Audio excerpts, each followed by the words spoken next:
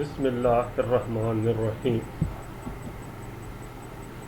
अस्सलाम वालेकुम। मैं Nazir Mohammad Siddiqui, assistant professor, head of the department of physics, government inter boys science and commerce college 36B, Jamanabad, Landhi, Karachi. Students, आज हम अपने पिछले लेक्चर को कंटिन्यू करते हुए चैप्टर 14 को ही दोबारा शुरू कर रहे हैं। पिछला लेक्चर हमारा एम्पेयर्स लॉ के एप्लीकेशन पर था और हमने सोलेनॉइड से प्रोड्यूस होने वाली मैग्नेटिक फील्ड को डिस्कस किया था। आज लेक्चर 2 में हम उसी टॉपिक को कंटिन्यू करते हुए हम एम्पेयर्स लॉ के सेकंड एप्लीकेशन टोरॉइड की तरफ चलेंगे, लेकिन उससे पहले हम एक मर्तबा फिर देखें कि एम्पेयर्स लॉ क्या था, ताकि हमारे जहन में रहे कि एम्पेयर्स लॉ का स्टेटमेंट क्या था। ये क्या था?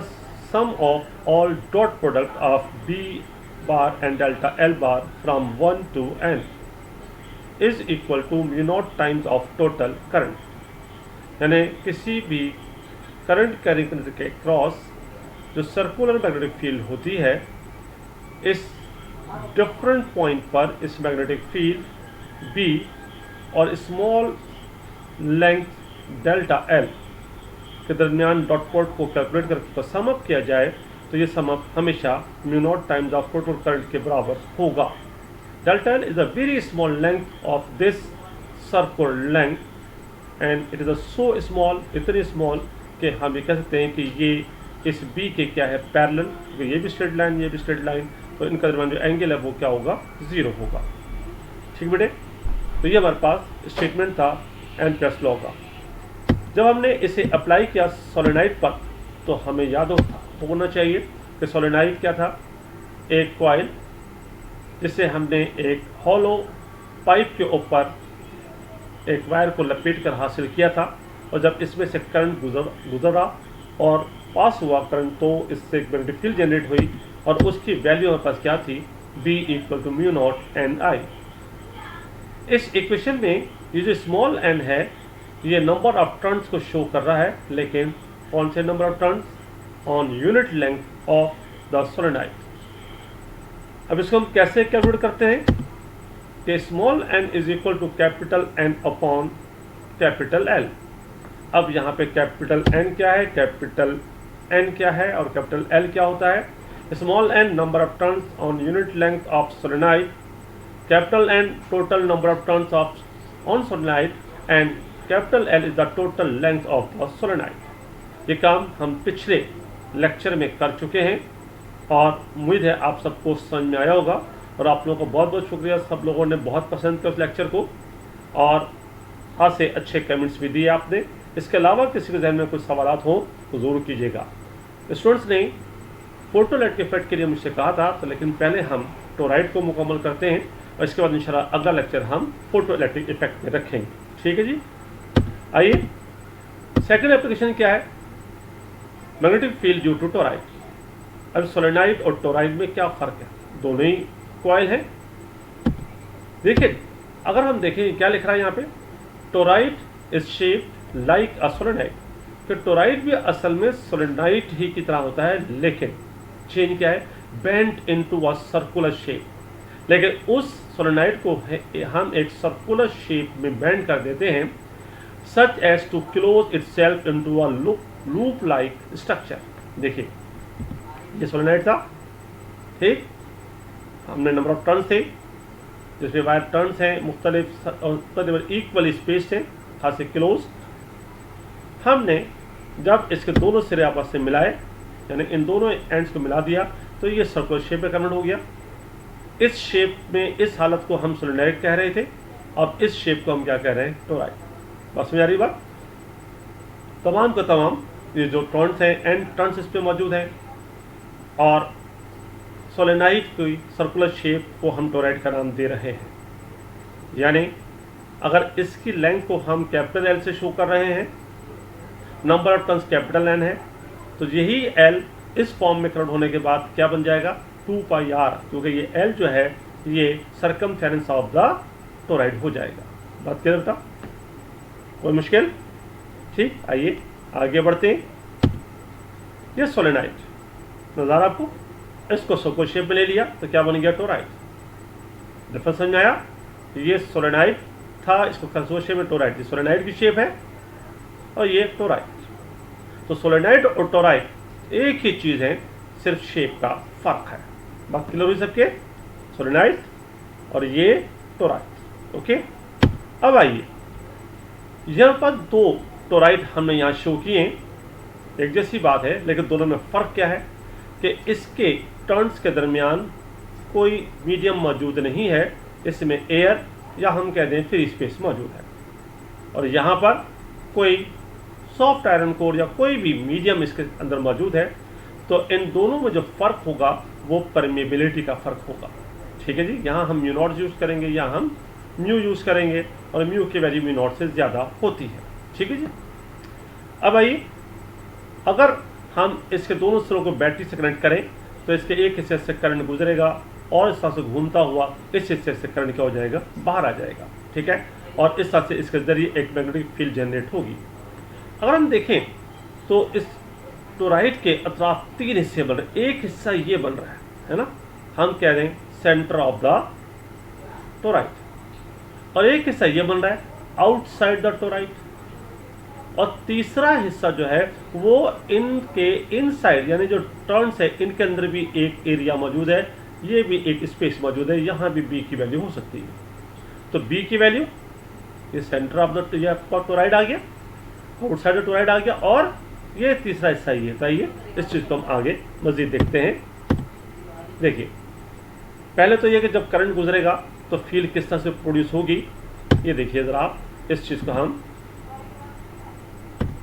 ये देखिए, ये यहाँ पर देखिए इस हिस्से करंट एंटर हो रहा है, और ये करंट इस तरह से ये गुजरता हुआ इस तरह से यहाँ पे करंट ये पास हो रहा है, तो हम कह रहे हैं आपके पास ये करंट गुजरता हुआ इस हिस्से से करंट बाहर आ रहा है, इस हिस्से से करंट यानी ये नीचे पीछे यहाँ निचले हिस्से से जा रहा है, और ये घूमता है बाहर वाले हिस्से से ये बाहर आ रहा है। तो अगर गौर से देखिए तो यहाँ पे जो करंट की डायरेक्शन है, करंट का फ्लो है, वो एंटी क्लॉकवाइज डायरेक्शन में है। अब इस एंटी क्लॉकवाइज करंट की वजह से इसके क्रॉस जो मैग्नेटिक फील्ड जनरेट होगी उसकी डायरेक्शन क्या होगी, वो भी क्लॉकवाइज होगी, एंटी क्लॉकवाइज। कैसे होगी हम इसको भी समझते हैं। पहले ये देख लीजिए, ये इसका दरमियान का हिस्सा, ये इसका टर्न्स के अंदर का हिस्सा, और तीसरा इसके आउटसाइड द टोराइड का हिस्सा। ये देखिए ये वाला हिस्सा, ये टोराइड के बाहर वाला हिस्सा। तो तीन हिस्से बन गए। दरमियान वाले हिस्से में कोई करंट नहीं है, तो लिहाजा यहाँ पे बी जीरो होगा। आउटसाइड वाले हिस्से के अंदर जो है करंट यहाँ इंटर हुआ या एग्जिट हुआ, तो सेम अमाउंट इंटर हो रहा है, सेम अमाउंट एग्जिट हो रहा है। तो हम ये कह सकते हैं कि यहाँ पर अगर इस करंट को पॉजिटिव ले लें, इस करंट को हम नेगेटिव ले लें, ये पॉजिटिव नेगेटिव करंट दोनों का मैग्नीट्यूड बराबर है, और जब दोनों को ऐड करेंगे तो नेट करंट क्या हो जाएगा, जीरो। तो इस तरह से मैग्नेटिक फील्ड यहाँ भी क्या हो जाएगी, जीरो। या इसको ऐसे कह लें कि इस करंट की वजह से मैग्नेटिक फील्ड जनरेट होगी, इससे भी होगी, और वो मैग्नेटिक फील्ड करंट के डायरेक्शन के अपोजिट होने की वजह से अपोजिट इन डायरेक्शन होगी, लेकिन इसका मैग्नीट्यूड सेम होगा, लिहाजा दोनों एक दूसरे को कैंसिल करेंगी और इस हिस्से की फील्ड भी क्या हो जाएगी, जीरो। तो यानी इन दरमियान वाले हिस्से के अंदर भी फील्ड जीरो और बाहर वाले हिस्से में भी जीरो। अब रह गया सिर्फ दरमियान का हिस्सा जो इन साइड द टोराइड इन टर्न्स के दरमियान है। यहाँ पे तमाम लाइनें क्या होंगी, एक दूसरे के पैरेलल होंगी। जब पैरेलल होंगी तो मैग्नेटिक फील्ड इस हिस्से में स्ट्रॉन्ग तरीन होगी या मजबूत तरीन होगी, जिसकी वैल्यू हमें कैलकुलेट करनी है। क्लियर बेटा? आइए आगे बढ़ते हैं थोड़ा इस फील्ड को निकालने के लिए। ये देखिए हमने यहाँ पे मैग्नेटिक फील्ड की डायरेक्शन को शो करने की कोशिश की, कैसे निकालेंगे। हम मैग्नेटिक फील्ड की डायरेक्शन के लिए वही राइट हैंड रूल इस्तेमाल करेंगे। यहाँ पे इस हिस्से में करंट एंटर हुआ, नीचे से घूम कर दोबारा यहाँ से आया, तो ये जो करंट इस हिस्से में आ रहा है तो क्या हम कह दें कि इस हिस्से का करंट जो है वो क्लॉकवाइज है। ठीक है ना? ये देखिए पहला ये लूप अंदर वाला ये हिस्सा है, ये बाहर वाला है और ये दरमियान वाला है। तो तीन लूप इसके अंदर शो हो रहे हैं। करंट जो है इसमें कैसे घूम रहा है, क्लॉकवाइज। तो हम अपने सीधे हाथ की उंगलियों को इस टोराइड पे इस तरह रखेंगे कि हमारे हाथ की उंगलियां करंट की डायरेक्शन में घूम जाए। और ये करंट क्लॉकवाइज है तो देखिए हमारे हाथ का अंगूठा भी क्या होगा, वो एक डायरेक्शन को शो करेगा। यहाँ पे होगा तो ये डायरेक्शन ये आगे करंट की बी की, यहाँ रखेंगे तो ये बी यहाँ जाएगा, यहाँ रखेंगे तो बी यहाँ जाएगा। मतलब ये कि जहाँ भी आप अपने सीधे हाथ को इस तरह से रखेंगे या हाथ की उंगलियाँ क्लॉकवाइज हों तो ये बी की डायरेक्शन जो कि टेंजेंट को शो करती है शो होगी। और ये जो बी है ये भी कैसे है, क्लॉकवाइज, यानी उंगलियों का कर्ल क्लॉकवाइज था तो बी की डायरेक्शन भी क्या आ रही है, क्लॉकवाइज। अगर इसी को हम मजीद देखें तो यहाँ देखिए एक दूसरा कॉइल है, इसमें यहाँ से करंट एंटर हो रहा है और यहाँ से करंट बाहर हो रहा है। यानी इस हिस्से में जो करंट की डायरेक्शन है वो एंटी क्लॉकवाइज डायरेक्शन, यहाँ से एंटर हुआ वो बाहर आ गया। तो इस तरीके से करंट जो है इस तरीके से यहाँ पे घूम रहा है। तो यानी इस हिस्से में जो करंट है वो एंटी क्लॉकवाइज डायरेक्शन में है। हम अपनी उंगलियों को ऐसे रखेंगे कि हमारी उंगलियाँ इस टोराइड पर एंटी क्लॉकवाइज डायरेक्शन में हो तो हम देखेंगे कि बी भी क्या जा रहा है, एंटी क्लॉकवाइज डायरेक्शन में प्रोड्यूस हो रहा है। तो इससे हम एक सिंपल सा रूल इख्तियार कर सकते हैं, बहुत आसानी के साथ हम किसी भी मैग्नेटिक फील्ड को कह सकते हैं कि जिस डायरेक्शन में करंट मूव कर रहा होगा तो वही डायरेक्शन बी की भी होगी। करंट क्लॉकवाइज तो फील्ड भी क्लॉकवाइज, करंट एंटी क्लॉकवाइज तो फील्ड भी एंटी क्लॉकवाइज। बात क्लियर समझे कि मैग्नेटिक फील्ड टोराइड में निकालने की डायरेक्शन निकालने के लिए हम राइट हैंड रूल का इस्तेमाल करते हैं और ये राइट हैंड रूल फॉर्मूला आपकी कोशिश की गई है। ये हम इम्तिहान में नहीं लिखते लेकिन ये आपके समझने के लिए ज़रूरी था। ठीक है बेटा, आइए अब हम बी को कैलकुलेट करने के लिए चलते हैं। हस्बे रिवायत हमेशा जब भी हम किसी चीज़ को प्रूव करने जाते हैं कुछ चीज़ों को सपोज कर लेते हैं। पहली बात तो ये कि इस लूप 1 में मैग्नेटिक फील्ड 0 होगी, क्यों 0 होगी, कि करंट 0 है। लूप 3 में बी की वैल्यू 0 होगी, क्यों 0 होगी, कि इसलिए कि करंट जो है वो सेम अमाउंट पे एंटर हो रहा है, सेम अमाउंट में एग्जिट हो रहा है, तो नेट करंट 0 हो जाएगा। ये बात में लिखिए, द मैग्नेटिक फील्ड इनसाइड यानी for loop 1 and outside for loop 3 the toroid is 0। यानी मैग्नेटिक फील्ड लूप 1 इनसाइड और आउटसाइड दोनों में टोराइड की वैल्यू, जो टोराइड के लिए बी की वैल्यू 0 होगी। लेकिन the magnetic field the toroid along the circular turn, यानी जो सर्कुलर टोराइड के सर्कुलर इनके दरमियान मैग्नेटिक फील्ड होगी यानी फॉर लूप 2 जो is constant in magnitude and its direction in side the toroid is clockwise. यहाँ पे डायरेक्शन कैसे क्लॉकवाइज है, क्यों, कि करंट भी कैसे घूम रहा है, क्लॉकवाइज डायरेक्शन में घूम रहा है, जो हमने कैसे निकाला, राइट हैंड थंब रूल से निकाला। हर पॉइंट पे जहाँ पे हमें बी निकालना होगा तो बी की डायरेक्शन हमेशा उस पॉइंट पे एक टेंजेंट को शो करेगी। ये टेंजेंट यहाँ पर है, ये टेंजेंट यहाँ पे देखो, ये टेंजेंट है, तो बी हमेशा क्या होता है, टेंजेंट होता है।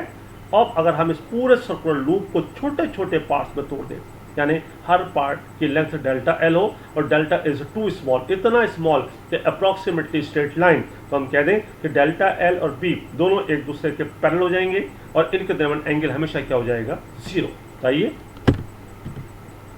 हमने कहा कि for determining the field B let us divided the loop into a large number of very small elements so that each element is considered a straight. The direction at any point is tangent to the circle passing through that point and having center at the center of the toroid.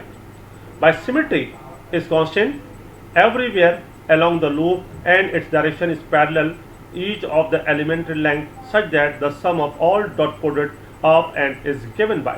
तो यानी जब आपके पास n delta L को n part में तोड़ा तो हम b को डेल्टा एल से निकालेंगे, b delta L 1, b delta L 2, b dot delta L 3। आपको डेल्टा एल भी सेम है तो इस इक्वेशन को हम इस तरह लिख सकते हैं, summation i equal to 1 to n यानी 1 से n तक तमाम dot product b dot delta L को हमने समअप किया, और तो जब समअप करेंगे तो b dot delta L of 1, b dot delta L of 2, b dot delta L of 3 and up to b dot delta L of n। बात clear सबके, हम जानते हैं कि a dot b A B cos theta, तो b dot delta L क्या हो जाएगा, b delta L cos theta 1 cos theta 2 and b delta L cos theta n। बात क्लियर बेटे।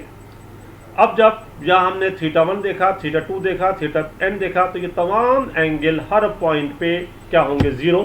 because B always parallel to the delta L because delta L is too small. ठीक है, तो लगा θ1 equal to θ2 equal to θ3 up to θn equal to 0। अच्छा, यहाँ 0 रखोगे, यहाँ 0 रखोगे, यहाँ 0 रखोगे तो ये भी 1 हो जाएगा, ये भी 1 हो जाएगा, ये भी 1 हो जाएगा। तो b डेल्टा L इंटू 1 क्या हो जाएगा, b डेल्टा L, ये भी b डेल्टा L, ये भी b डेल्टा L। तो सब जो है b डेल्टा L में कन्वर्ट हो गए cos 0 रखने पर। ठीक है जी। अब यहाँ पे b delta L n time जमा हो रहा है, तो हम कह सकते हैं sum of all b delta L। तो हमने सबको इस तरह लिख दिया कि sum of b delta L। अब क्योंकि b कांस्टेंट है तो इस कांस्टेंट को समीशन से बाहर निकाला और इस समीशन को डेल्टा L के साथ लिख दिया। तो यही इक्वेशन क्या बन गई, b सम delta L।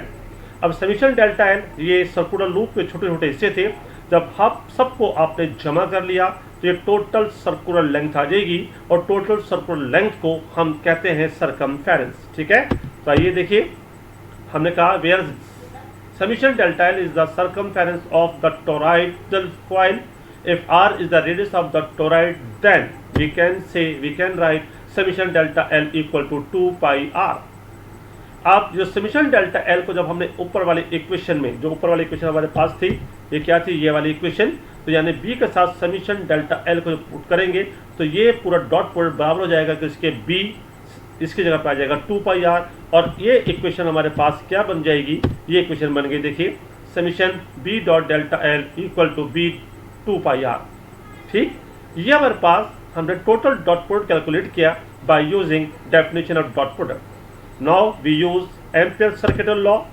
Ampere circuital law क्या था कि summation b dot delta L is equal to mu not total current. Equation A equation B दोनों के लेफ्ट हैंड साइड सेम है, तो हम इसकी जगह पर क्या रख सकते हैं, 2b इंटू 2 pi r, या इसकी जगह पर म्यू नॉट टोटल करंट। तो हम इक्वेशन ए और बी को कंपेयर करते हैं, तो इसकी जगह को हम इसको रिप्लेस कर देते हैं किससे, b 2 pi r से। तो ये इक्वेशन चेंज हो गई, क्या आपके पास आ गई, ये इक्वेशन आ गई फ्रॉम ए एंड बी के b cross 2 pi r into mu not total current, बिल्कुल सोलेनोइड की तरह। अब यहाँ हम कोशिश करते हैं और टोटल करंट को निकालते हैं। टोटल करंट हमारे पास करंट आई था, लेकिन वो हर टर्न का करंट था, जबकि हमारे पास जो टोटल नंबर ऑफ टर्न्स हैं वो कितने हैं, कैपिटल N। अब N और हर टर्न से गुजरने वाला करंट क्या है, I। ठीक, तो अगर हर टर्न से करंट I, अगर 2 टर्न होते तो करंट होता 2I, 3 टर्न होते तो 3I, 4 होते तो 4I, या N टर्न्स हैं तो टोटल करंट क्या हो जाएगा हमारे पास, NI। इस NI टोटल करंट जो हमारे पास आया, इससे ले जाके यानी total current is equal to NI। पीछे हमारे पास इक्वेशन क्या थी, ये मौजूद थी, ये टोटल करंट। तो इसकी जगह पर आपने इसको यहाँ से जब हमने सॉल्व किया था तो ये आपके पास इक्वेशन फॉर्म कंपेयर होने के बाद ये आई थी। तो इस इक्वेशन में हम टोटल करंट की जगह पर क्या रख सकते हैं, वैल्यू NI। तो आइए हमने प्लेस किया, ये NI को इस इक्वेशन में हमने प्लेस किया, तो ये इक्वेशन आपकी तब्दील हो गई क्या, b क्रॉस 2 pi r और ये आ गया mu not NI। Okay, clear. हमें क्या निकालना है, b निकालना है। इस 2 pi r मल्टीप्लाई करा इसको वहाँ ले जाएं, ये डिवाइड करेगा वहाँ जाके, और यहाँ पर इक्वेशन क्या बनी, b equal to mu not NI upon 2 pi r। बेटा हमने अभी पिछले जब सोलेनोइड को पढ़ा तो वहाँ यहाँ पे स्मॉल n था, यानी म्यू नॉट स्मॉल NI था, और स्मॉल n बराबर था n अपॉन L। तो यहाँ पे देखिए स्मॉल n की जगह पे n अपॉन 2 pi r लिखा हुआ है, और अगर हम स्मॉल n की वैल्यू रखें तो n अपॉन L आता है। तो कोई फर्क अगर थोड़ा सा गौर करें तो कि सोलेनोइड हमारे पास लेंथ वाइज था, तो उसकी लेंथ को हमने कैपिटल L से शुरू किया था। उसी कैपिटल L को जब हमने सर्कुलर फॉर्म में लिखा तो सरकमफेरेंस बन गया, यानी 2 pi r। यानी 2 pi r की जगह पर हम कैपिटल L भी ले सकते हैं। इस तरह से हम कह सकते हैं कि b फॉर सोलेनोइड टोरॉइड बिल्कुल सेम फार्मूला है, लेकिन शेप की वजह से हम यहाँ पे L की जगह 2 pi r का इस्तेमाल कर रहे हैं। ठीक, कोई मुश्किल? मुझे उम्मीद है बेटा कि आप लोगों ने इस लेक्चर को भी समझा होगा। कहीं भी आप मुश्किल महसूस करते हैं किसी जगह पर तो कमेंट्स कीजिएगा, मैं इंशाल्लाह आपके सवाल का जवाब दूंगा। हमने पिछले लेक्चर को जब अपलोड किया था तो बहुत सारे स्टूडेंट्स ने बड़ी तारीफ़ें की, उनका समझ में आया। आप सब लोगों का बहुत बहुत शुक्रिया। इसमें भी कोई कमी हो तो ज़रूर बताइएगा। स्टूडेंट्स ने सोलेनॉइड के बाद फोटो इलेक्ट्रिक इफेक्ट के लिए कहा था कि सर उसका लेक्चर अपलोड कीजिएगा, तो इंशाल्लाह मैंने कहा पहले हम इस सीरीज़ को सोलेनॉइड टोरॉइड को मुकम्मल कर लें। अब नेक्स्ट लेक्चर इंशाल्लाह मैं फोटो इलेक्ट्रिक इफेक्ट पे दूंगा, इस दुआ के साथ कि आप लोग सेहतमंद रहें, आप अपने और अपने तमाम लोगों का ख्याल रखिएगा और अपनी सेहत का ख्याल रखिएगा। सेहत है तो सब कुछ है। इंशाल्लाह नेक्स्ट लेक्चर में हम मुलाकात करते हैं। जब तक के लिए खुदा हाफिज़।